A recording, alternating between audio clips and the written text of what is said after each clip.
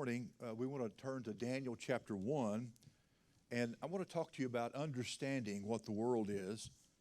Because if we understand what the world is and how it operates, well, I think that's half the battle. And if we don't understand what the world is and how it operates, then you're vulnerable, to say the least. And this is true in Christian living. We have enemies as Christians, don't we? In fact, the Bible is very clear that we have at least three major ones. And we know what they are: the world, the flesh, and the devil. Now, we're all familiar with the flesh from experience because each of us know ourselves, right? We look at each other, we look at ourselves in the mirror, and we know what we're looking at there to a large degree, I think. We're familiar with the devil, at least by reputation. What sometimes gets a bit fuzzy and foggy for us is that thing we call the world. Just exactly what is the world trying to do to us? Where are they coming from? How will they attack us? There are some of the questions, those are some of the questions that I think a Christian has to ask and has to attempt to answer if they're going to be successful in really living for Jesus Christ. What I would like for us to do this morning is talk about this place we live in as Christians called the world. And I'd like us to try and zero in on what it is that they're really trying to do to us. Well, Daniel chapter 1 gives us a beautiful illustration of the world and how to understand it. So look with me this Lord's Day morning to Daniel chapter 1. I know that we've already discussed this chapter, but I thought we really need to back up and discuss the first section of Daniel chapter 1 a little bit more to try and fill in some of the gaps that I knew I left behind, but I just felt like I need to do this morning, so bear with me. Daniel chapter 1, verses 1 through 8 again. This passage of Scripture is divided basically into three parts. In verse 1, we're told that Daniel and his companions were in Jerusalem. I want us to take a moment or two and take a look at that situation in Jerusalem. Then in verses 2 and 3, we're told about their journey off into Babylon, and I want us to consider the details of that trip. Then we're told what the Babylonians tried to do to Daniel and his companions, and that begins at verses 4 and goes through verse 7. It's that part of the passage that will help us understand what it is that the world is trying to get us to do. So let's begin at verse 1. We're told in Daniel 1, verse 1, in the third year of the reign of Jehoiakim, king of Judah, came Nebuchadnezzar, king of Babylon, unto Jerusalem, and besieged it. The point is that Daniel and his three companions, and you could say others beyond that because there were others taken captive that were captured, they lived in Jerusalem. They lived during the reign of King Jehoiakim. He reigned from 1609 till 598 BC. Now that might not sound like a very important or significant thing other than during that period in the history of Israel.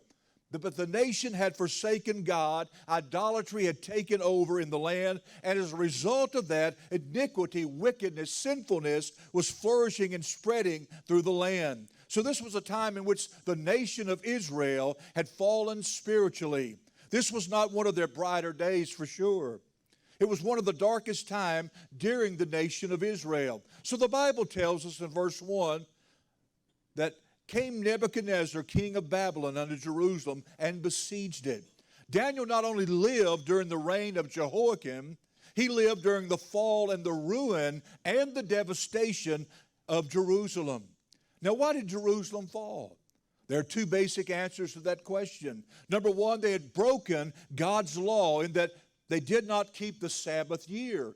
This is just filling in the gaps so that we get a better understanding of what the book of Daniel is all about. In the Old Testament, in the book of Leviticus, chapter 25, God had commanded that every 7 years the land should not be farmed, that it should rest. The Jews prior to this time did not keep that law. So God allowed the nation of Israel to be conquered and to be carried off into captivity so that the land could rest for the number of years they had missed. So there was what? 70 years of captivity. That's interesting, isn't it?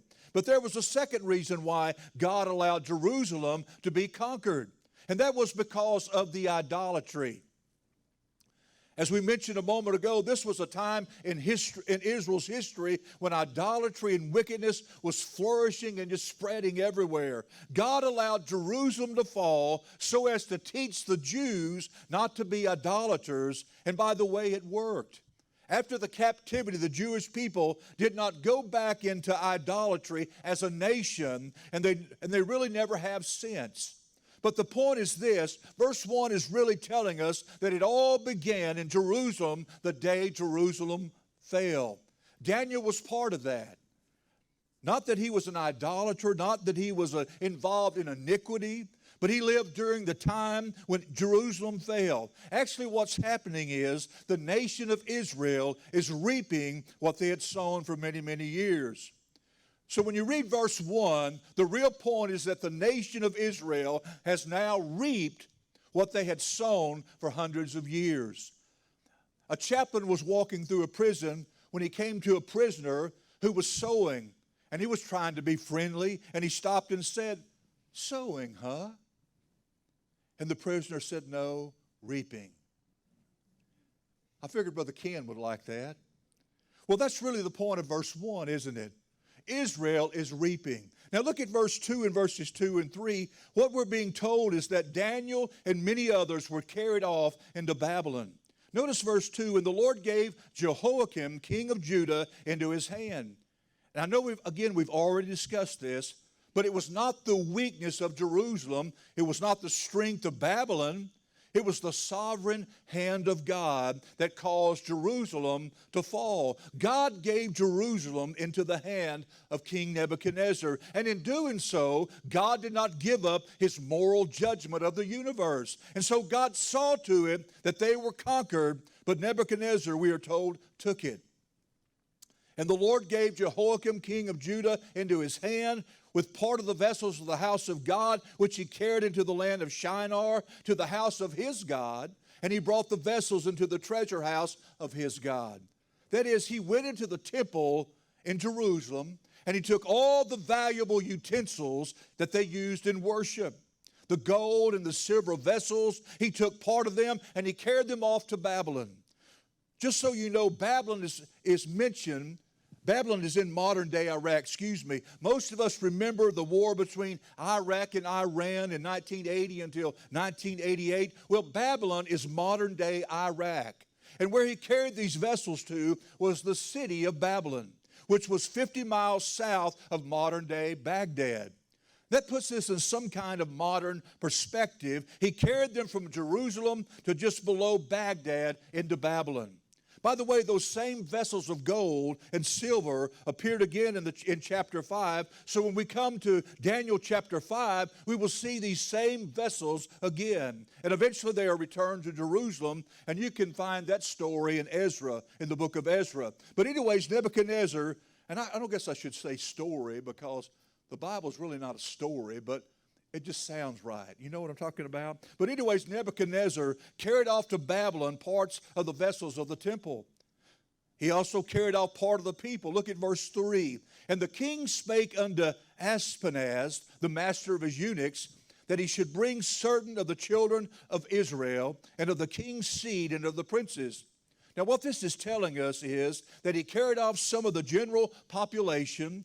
And that's the point of verse 3. It says that he should bring certain of the children of Israel, that's the general population, and of the king's seed, that's royalty, and of the princes. Then verse 4 says, children, and we've already discussed this, teenagers in whom was no blemish. In other words, they were to go in and find teenagers among the general population and from among the royalty, and these should be carried off to Babylon. Now the instructions are pretty specific. Look at verse 4 again. Children in whom was no blemish, but well favored and skillful in all wisdom and cunning and knowledge and understanding science, and such as had ability in them to stand in the king's palace, in whom they might teach the learning and the tongue of the Chaldeans. Now that verse is telling us that they are to pick out teenagers who had physical and mental and social qualifications. When it said no blemish, it literally means no defects. In other words, you're not to pick out anyone who has a physical handicap. When it says they were well favored, that means that they were good or that they were pleasing in appearance, and that they had the right shape and size. Both of those phrases then refer to their physical qualifications. Then it says that they are to be skillful in all wisdom. Now we're getting to their mental qualifications. To be skilled in all wisdom means to be intelligent. And that particular Hebrew phrase refers to their learning capacity. And you can look it up in your Strongs when you get home, that they had the capacity to learn. They should be cunning in knowledge. That Hebrew phrase means to be knowledgeable. To know, this is a reference to their previous education. Then it says in verse 4 that they were to have understanding of science. Now the word science here doesn't mean what the word science means to us today, because it's not talking about study in physics or something like that, but rather this phrase means they were quick to learn. Maybe this is a reference to their IQ. They had power of quick comprehension. Then it talks about their social skills. They were to be able to stand in the king's palace. That is, they were to have certain social graces that were to have, and they would have certain social senses that would not embarrass themselves nor the king. They just knew how to act. They were just wise like that. Now you look at those qualifications in verse 4, and these had to be some really outstanding teenagers. Perhaps they were born in good families. They were well built with no defects. They were handsome and intelligent, wise beyond their years, with an interest in science and the ability to hold their own with adults. If these children were living today, they'd probably be an all-conference athlete, a national merit scholar, and perhaps get a free ride to any Ivy League school they wanted to attend. And I think this is something of what the text is trying to tell us. The instructions were to go out and find well-rounded teenagers who had ability mentally and who could handle themselves socially and who did not have any physical defects. Well, these were chosen so that they could serve in the king's court. These were the ones who were hauled off to Babylon. Now let's make an observation. So let's go back and look at verse 2 again, Daniel 1:2. And the Lord gave Jehoiakim, king of Judah, into his hand, with part of the vessels of the house of God, which he carried into the land of Shinar, to the house of his God, and he brought the vessels into the treasure house of his God. You know, that word Shinar, we didn't talk about it last time, is referring to Babylon. Same thing, but it doesn't say Babylon. It says Shinar, and that's important. Another name for Babylon, but that particular name suggests hostility to faith in the Lord. It goes all the way back to Genesis chapter 10 and verse 10, where the term first occurs. And when that term is used of Babylon, it's not just looking at the location, it's not just looking at the country, it's looking at that place in its hostility to the people of God. All you got to do is go back and read Genesis 10 and chapter 11, and it's there. It's there. So what this passage is telling us is that Daniel and his companions started out in Jerusalem, but during a very dark day, during that time, God allowed Jerusalem to be conquered. They were reaping the sin they had sown in the past, and now these teenagers are being carried off to a very hostile society, to the house of Nebuchadnezzar's God. Now the question is, what is this hostility like? What will they do in Babylon to these teenagers? And that's what we want to find in verses 4 through 7. And that's what we really wanted to get to this morning, but we had to go through that to get to these, right? So just bear with me and hang with me. Just so you know, Babylon is mentioned more than 250 times in the Bible. The vast majority of those references to her as the oppressor and captor of the southern kingdom of Israel in the 6th century BC, she surfaces again in Revelations as the emblem of a world system that rises in opposition to the will of God. You know, Babylon was a mythic in beauty and size. It was so beautiful it was just hard to believe. That's why they say it was mythic. It's no surprise she was used by the Apostle John to symbolize the power of the world commercial system in the end times. So look at verses 5 and 7, if you will. Verses 5 and 7, and the king appointed them a daily provision of the king's meat, and of the wine which he drank, so nourishing them 3 years, that at the end thereof they might stand before the king. Now in the next couple of verses it tells us they tried to change their names. So when they got to Babylon, the Babylonians wanted to make them conform to the Babylonians. That's the key. That's what it is. That's the world. That's what the world is trying to do to the Christian. The world wants to make the Christian conform to itself. Romans chapter 12 and verse 1 and 2 explains this very well. I beseech you, therefore, brethren, by the mercies of God, that you present your bodies a living sacrifice, holy, acceptable unto God, which is your reasonable service. And be not conformed to this world, or do not be pressured into this world's mold. And that's exactly what this world wants to do. It wants to conform us to its mold. Now, what does that mean?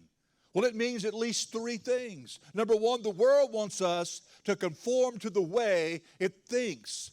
The world wants us to conform to the way it thinks. Look at verse 4 again, about mid-verse. And such as had ability in them to stand in the king's palace, and whom they might teach the learning and the tongue of the Chaldeans. So they got them to Babylon.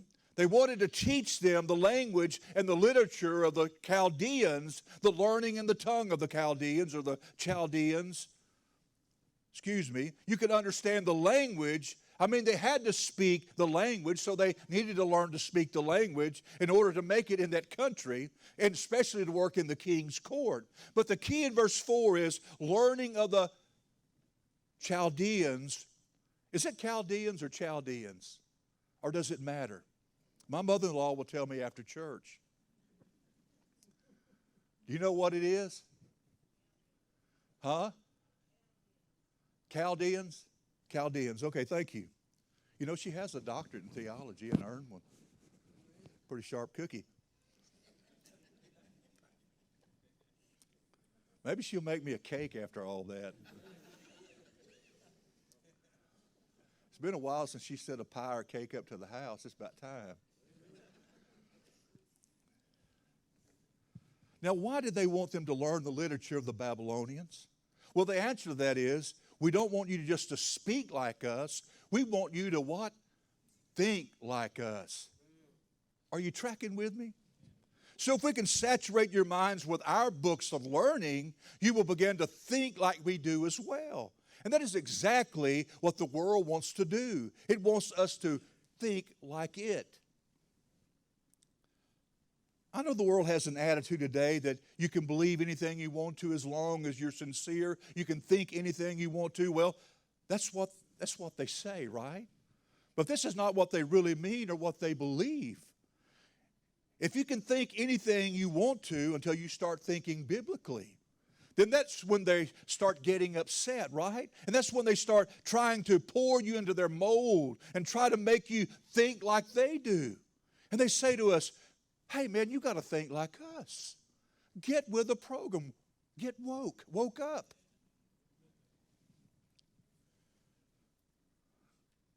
The way the world thinks. We enjoy watching the Olympics, especially the Winter Olympics. I do. And I said the Winter Olympics because if I said the Summer Olympics, you'd be judging me right off. You like watching the ladies. And so I said winter. So there you go. I'm just kidding. You know, Donna and I used to spend time watching those every year. Not so much maybe but we do enjoy watching them. But you can notice each year that they come on how different each Olympics have been from the last time they were held. It seems more and more like every commercial has a rainbow flag, or 2 men holding hands, or someone who looks like a woman but has a beard.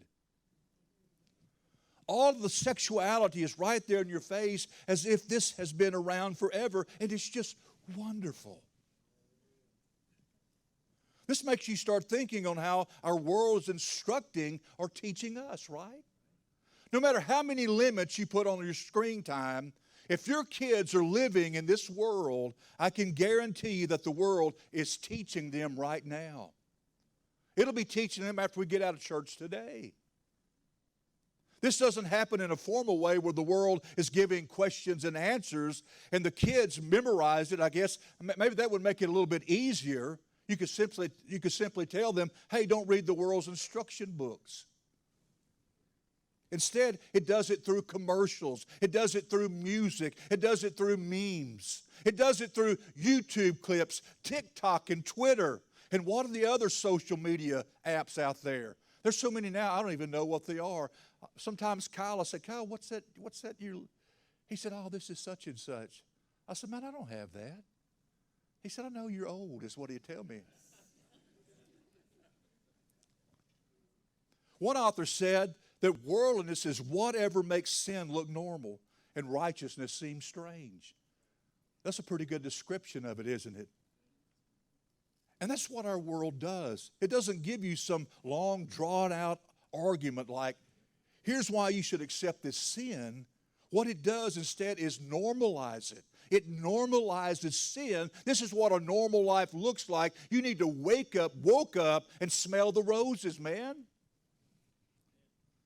Well, that's a type of teaching or instruction. The question is not whether our children are being instructed or not. It's whether we're going to teach or train them ourselves, or if we're going to let the world do it. Even if you homeschool your kids or send them to a Christian school, they're getting the world's instruction. So we need to be intentional about training them with what is truly good, truly lovely, truly life-changing and life-saving, and most of all, God-glorifying. We need to understand that mainstream culture is pushing in one direction, whether you watch ESPN, your favorite sports team, Avengers movies, or the Olympics. You're going to be pushed in that one direction. The culture is not going to push you to a greater clarity or to biblical faithfulness, especially on issues related to sex and gender. So where's the line between seeking to protect our kids from this worldly type of instruction and foolishly trying to shelter them in some kind of Christian bubble? That's what a lot of us try to do, and we fail miserably. There's nothing wrong with the bubble. The first issue to understand is that children have the right to be children. Bubbles are good for children. You know, on the one hand, Don and I have small grandchildren, as you know, and they should be able, at 8 years old and down, and they shouldn't have to know the problems of an 18-year-old. They should love being an 8-year-old and feeling safe and comfortable in that age without facing all the world's problems. I see parents on Facebook or TikTok teaching their kids about, because there's so much child snatching going on, they're teaching their kids, just little kids, how to get out of the back end of a car. And I was thinking, you know, that you think that's good, but I think it's going to do more damage than you think.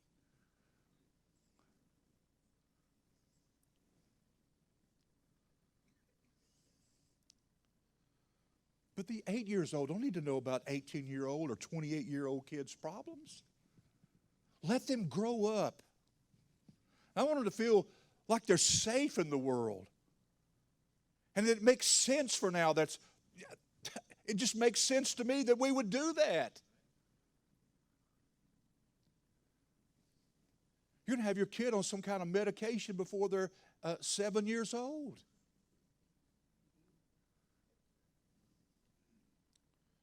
Listen, through the years, I have known parents who talk to their children about all these conspiracy theories that have been going on for years, and their children were absolutely nervous wrecks, looking for the FBI or something like that around every corner. I'm serious. Those kids were nervous wrecks because their parents were nervous wrecks. And they produced a bunch of nervous wrecks. Now, some people have naturally born with problems where they have to take medication. I'm not talking about that. I'm talking about what we produce as parents in our children.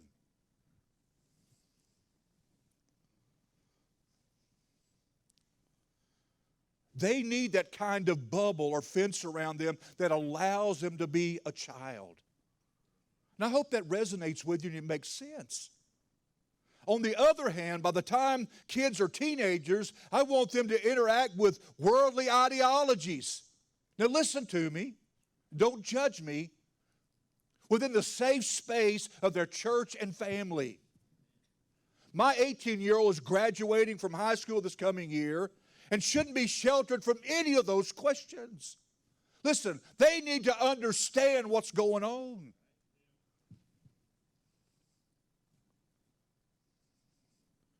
They need to understand the hard things that people are going to say about Christianity. And it starts by being clear about those things.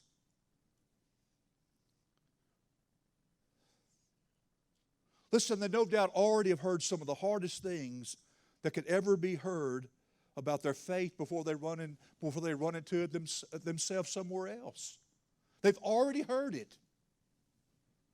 Today, the issues are becoming less about the reliability of the Bible or arguments for the resurrection and more about the ethics of Christianity altogether.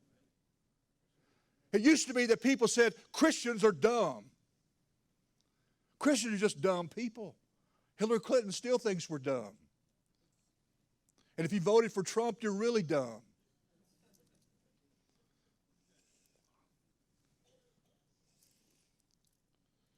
I mean, they don't even believe in science. God didn't create us, science. I mean, the Big Bang created us.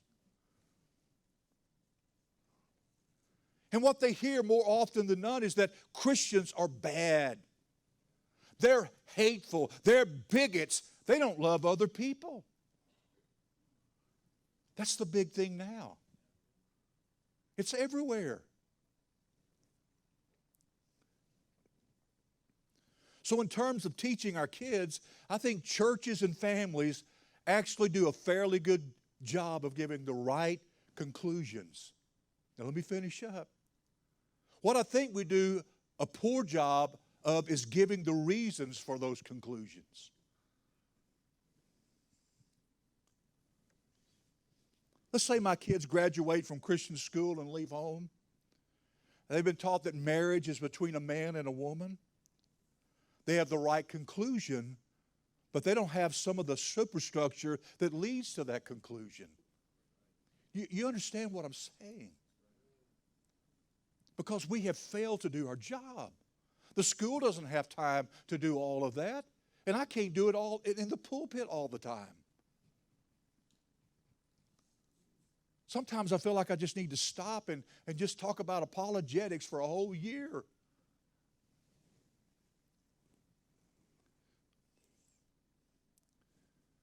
I thought things that we all knew and are very familiar with, it seems like people are just tripping out nowadays.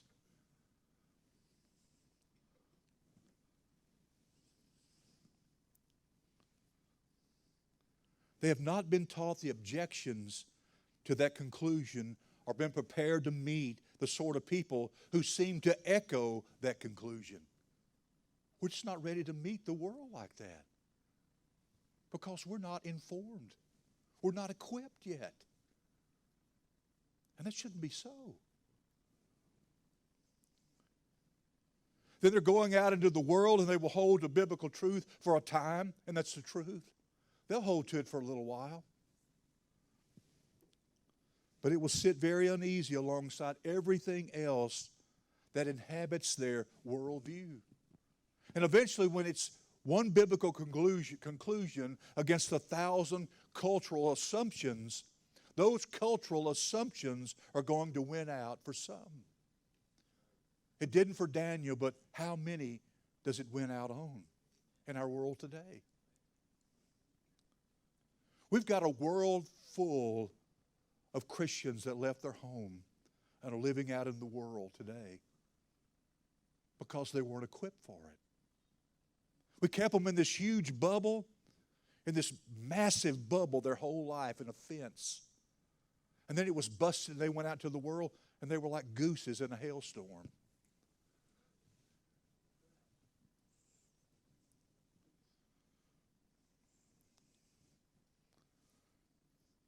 Listen, this world is always deconstructing Christianity. We need to deconstruct the world. And there's a lot of people who are really confused about this. They'll say they believe one thing, but when you look on their Instagram page, they're liking the same stuff that everybody else is, which seems to contradict what they say they believe altogether. So we do really need to unpack for them cultural ideals such as love is love. What does our world mean by that? What's the truth about that? And what's horribly misleading about that? And again, we just said it, the world is not going to push you to greater clarity or biblical faithfulness, especially on issues related to sex and gender. Listen, we want our children to feel like the best place to go with their questions is to their parents. We hope they can trust their mom and dad more than a Google search. Everybody Googles everything nowadays. Perhaps some of you are Googling what I'm saying this morning. Is he right about that? Let me Google up and see what Jack Van Impe said. Let me Google up Jimmy Swaggart and see what he's got to say on that. But trusting in our parents only comes with an atmosphere of love in our homes. Trust, respect, and fun in the household. I was once that kid who had questions, and I'd take those to my parents.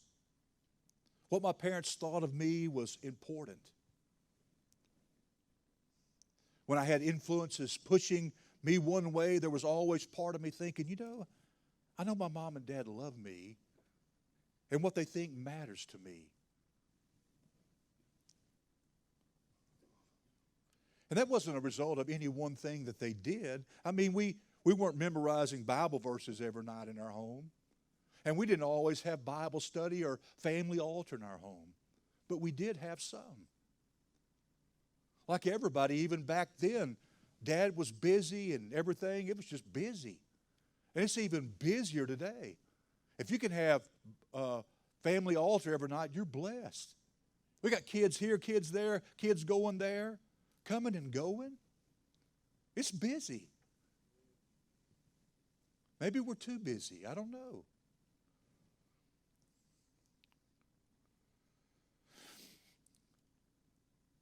But what I did see, the effect of their love for one another and for their children throughout the ordinary stuff of life that instructed Randy, Sarah, and me.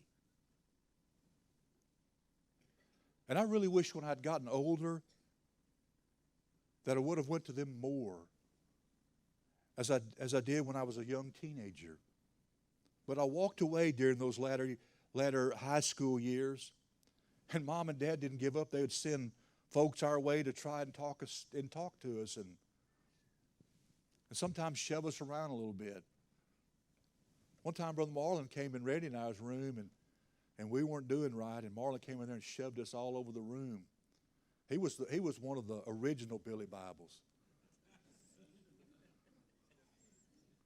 Marlon, I didn't tell that to make you look bad. He was just doing what he was told.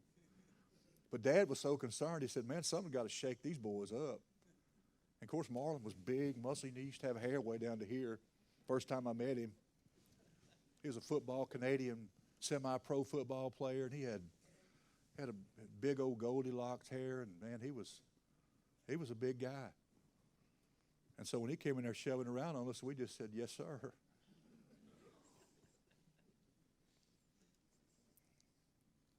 But it didn't hurt us. Matter of fact, it worked for a little while, it just didn't work long.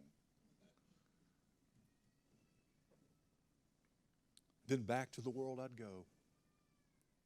Well, how can we create an environment filled with intentional discipleship and instruction? And here's just some ideas for us in our home, and then we're going to continue on. First, plan to have formal times of family worship, the family altar. Like at the dinner table, and encourage one another, pray together, read the Bible and books together.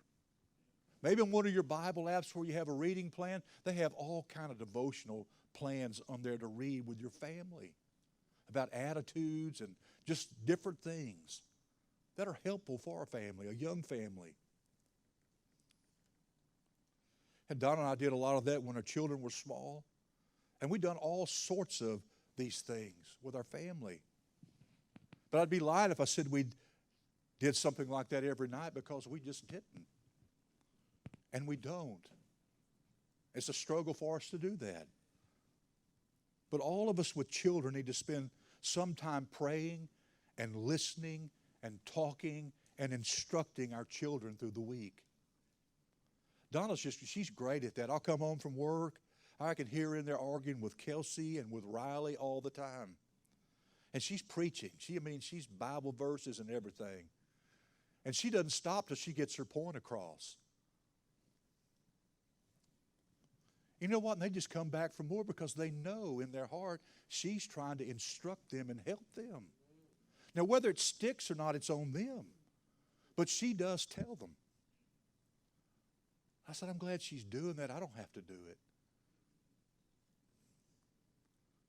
That's bad of me, isn't it?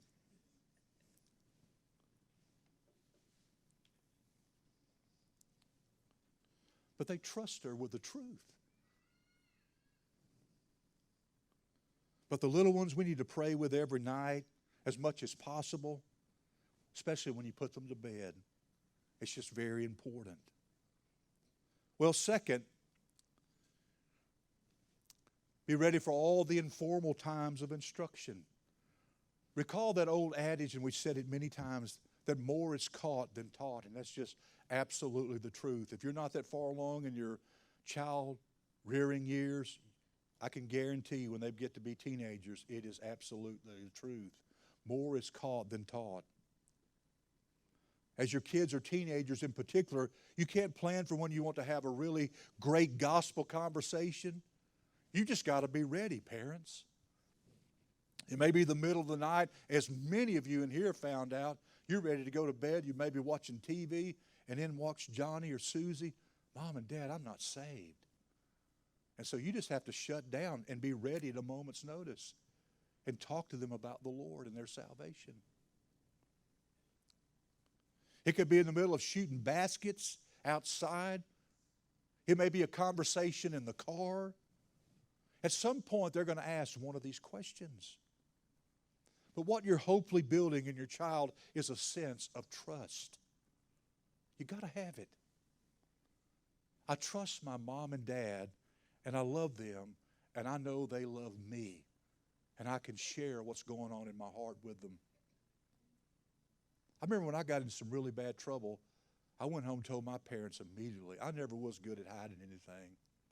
You could tell Randy Otwell a secret, and it'll be with him to the graveyard. That's just the way he is, you know. And I'm not saying, people tell me stuff, I keep that hidden. But what I'm saying about myself, I'd have to go tell my parents if I did something, my conscience just go crazy.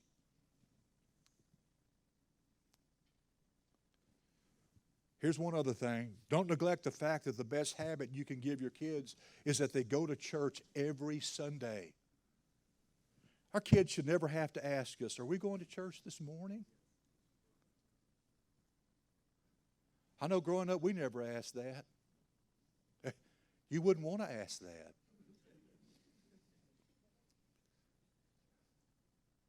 They should know that this happens every single Sunday. And of course there's reasons to miss church, but we need to send our kids a message about our priorities.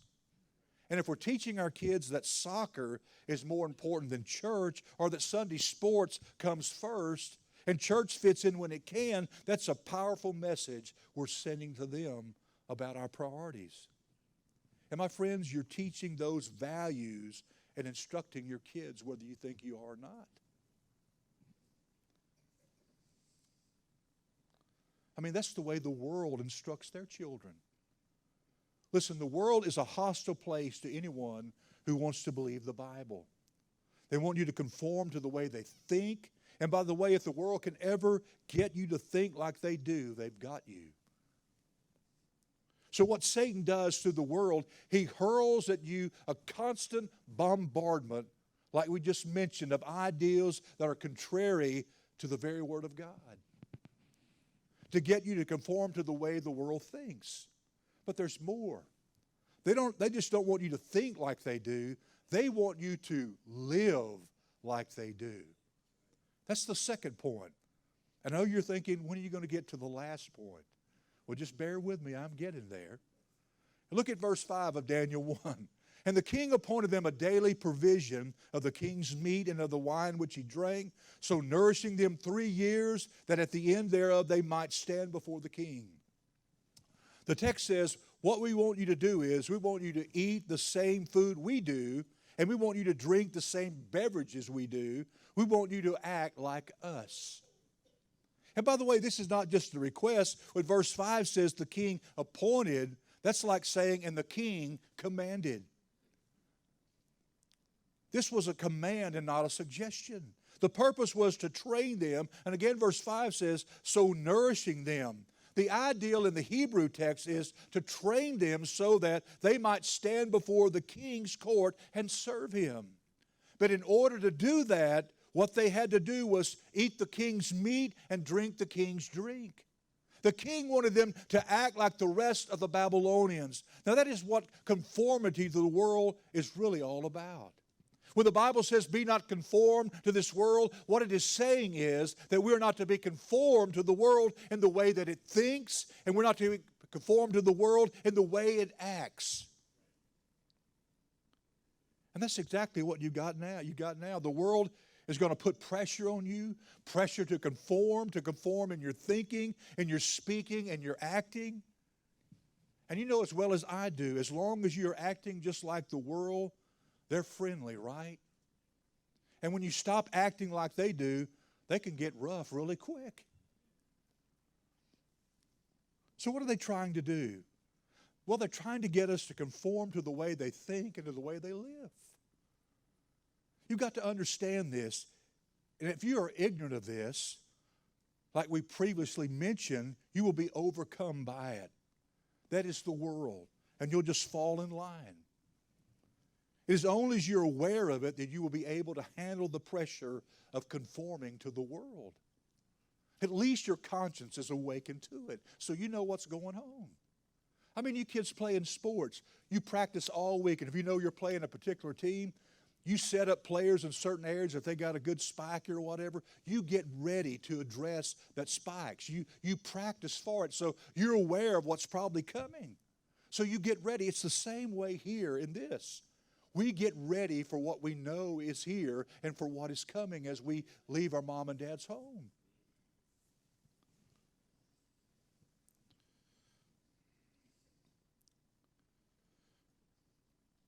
It's only as you're aware of it that you will be able to handle the pressure of conforming to the world. My friends, the world out there is hostile to the Christian faith. And the way they express their hostility is they want you to think like they do, and they want you to act like they do. And some are saying in the educational system that this should be forced upon children today. Whatever kind of craziness they come up with nowadays in academia. Listen, you need to know, young people, if you're truly born again, the world is not going to like you. And I think sometimes we forget that. We get so familiar, especially around here, everybody's friendly and cordial for the most part. We have little run-ins every once in a while. That's just human beings. That's just nature. It just happens. But for the most part, everybody's friendly and cordial. And we get to thinking that way, and you go out into the world and you meet nice people, maybe at work. But I promise you, when you start talking about the Bible and talking about the Christian life and start confronting them maybe about where do you go to church, what do you know, what's going on in your life, I promise you things will change quickly. And you need to be aware that this world is not going to like you. So you need to have that mindset already. Look, this world system where Satan is the prince and power of the air is not going to like you. Well, there's one more thing, and let's look at it before we go. The next thing is they changed the names. I don't know if you've ever thought about this, but if you take all the Hebrew names, you'll find that the Hebrew names, all one way or another, honor God. For example, Daniel means God is my judge. Hananiah means Jehovah is gracious. Mishael means who is what God is. Azariah means Jehovah helps. Now take away all those lists of names that honors the God of the Old Testament and change them to Belshazzar, Shadrach, Meshach, and Abednego. All of which names honor the gods of the Babylonians. For example, Belshazzar means may Baal protect his life. And as you know, Baal was one of the gods of the Babylonians. Shadrach means command a coup, and it's associated with the Babylonian god of the moon. Meshach, I wrote that down wrong, but Meshach is a different name. I think it's Marduk. But Abednego means a servant of Nebo, derived from the Babylonian god of wisdom. So all these names that they give them were different gods within the Babylonian kingdom. Now the point is, they took these Jews who had names that honored the God of the Jews, and they gave them Babylonian names, all of which honored the gods of the Babylonians. I think a lot of people come to this passage and say this was a deliberate attempt to cause them to forget the God of their fathers and to teach them to follow the gods of the Babylonians. So what do you think this is telling us? Well, it's telling us that the world wants to pressure us into their mold and to get us to worship like they do. Conformity to the world is to get you to think like the world, to get you to act like the world, and then to get you to worship like the world. There it is. And I think this process is amazing. Follow with me. What the world does is they change your name. By changing your name, they change your image. Hang with me. We're almost through. I mean, if your name is Daniel, that means God is my judge, and that really becomes the image of what you're like, that God is my judge. And Daniel lived his whole life in light of that name. God is my judge. But if we change that to Belshazzar, which means may Baal protect you're like, that changes your image of yourself because you now belong to Baal instead of Jehovah. So by changing their name, they change their image. And by changing their image, they can change their what? Their conduct. In fact, this is what the world will do. I mean, they say something like, man, you're just a talented athlete, or you're a gifted musician. That's a title, a tag they give you. Now I want you to listen very carefully. If you're saved, if you're born again, what your name is a Christian. Above everything else, your name is a Christian. You are first and foremost and always a Christian. Listen, if that is your concept and that becomes your image, then your conduct will reflect that image that I am indeed a Christian.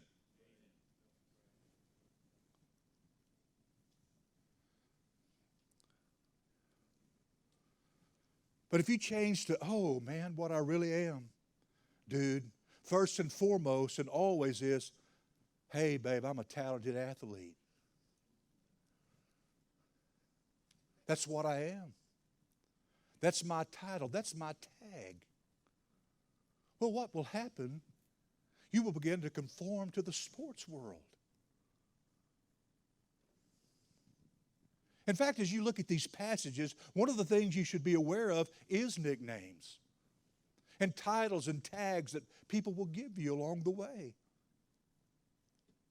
They might say to you, oh man, look, hey, you've got a brilliant mind.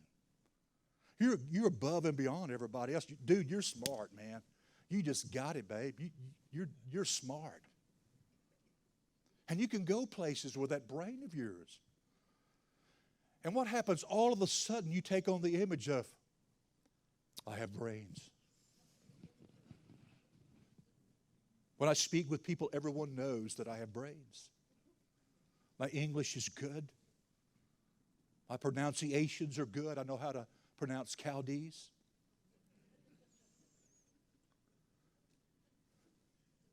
Like my mother-in-law does. She's going to give me a whipping after church.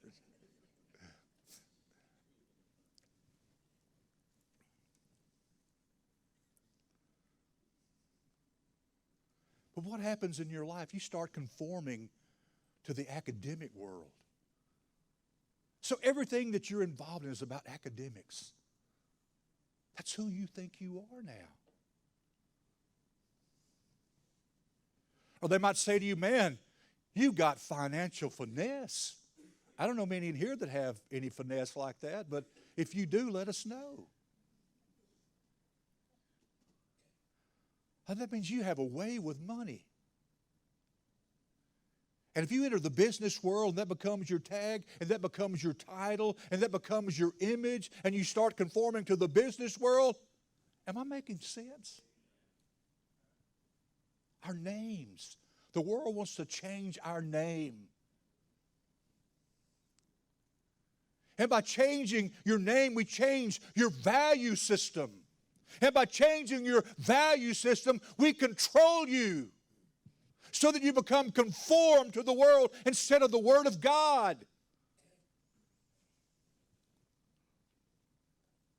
The world says you got to worship what we worship. You have to value what we value, and they will change your name to conform you to that image. They'll say things, like, man, you got talent, baby. You have a gift, and you need to be using that gift.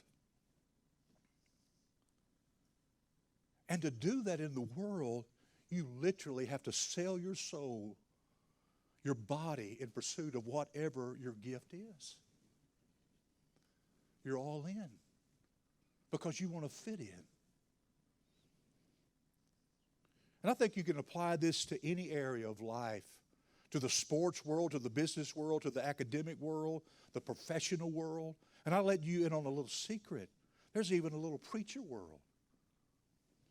And preachers get drawn into that world and start conforming to it themselves instead of the very Word of God.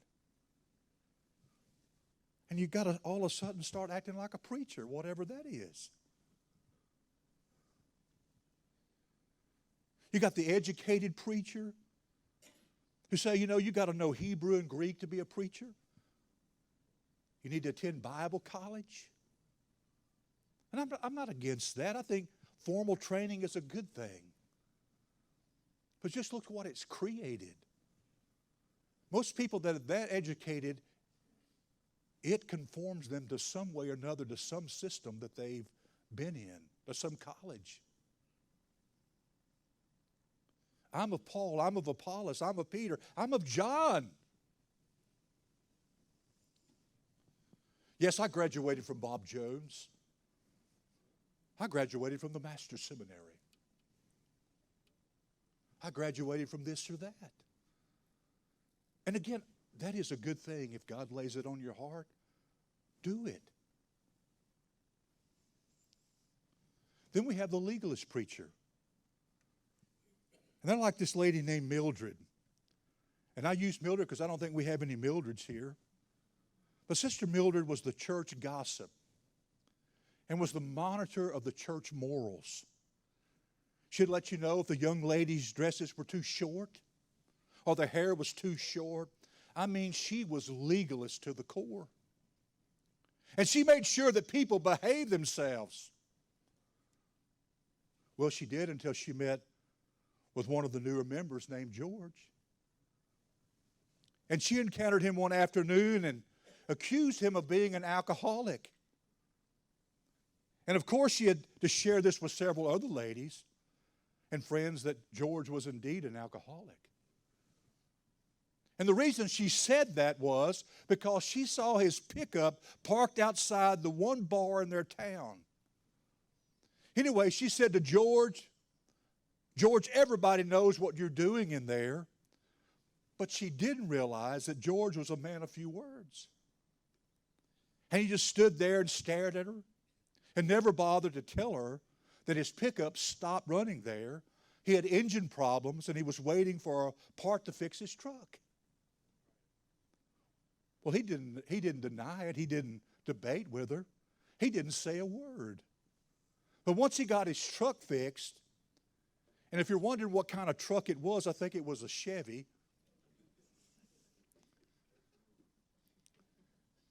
But he got his truck fixed, and he drove it over to Mildred's house and parked it there in front of her house and left it overnight.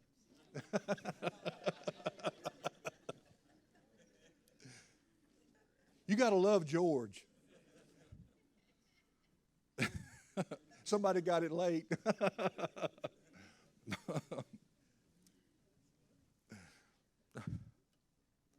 The moral of this story is to stop giving in to legalists and quit trying to please everybody. Do yourself a favor. Don't get caught up in the conforming to the ways of the legalists of the modern day Pharisees.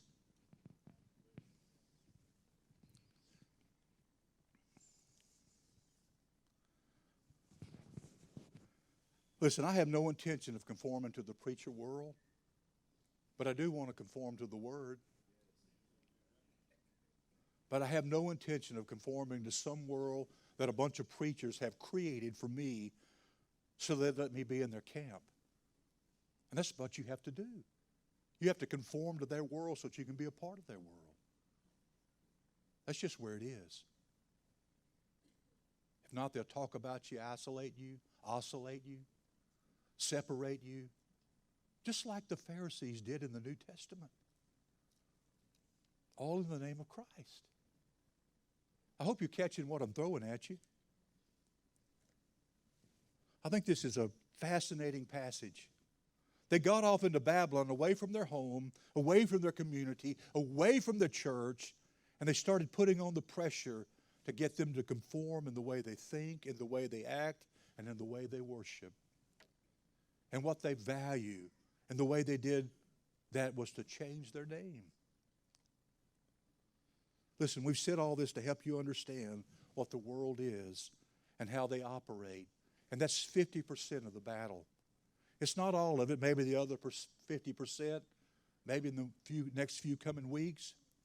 But you got to understand the hostile world that we live in. If you can understand how they're going to attack you, then you can figure out how to handle the attack.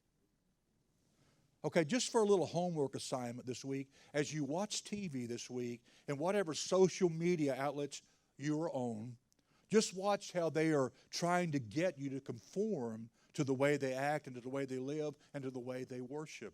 Just see if you can pick that out for yourselves as you look at those different outlets in your life. And the way they worship is what they value, speaking of the world. But if you can figure that out, you can win, my friend. Let's pray.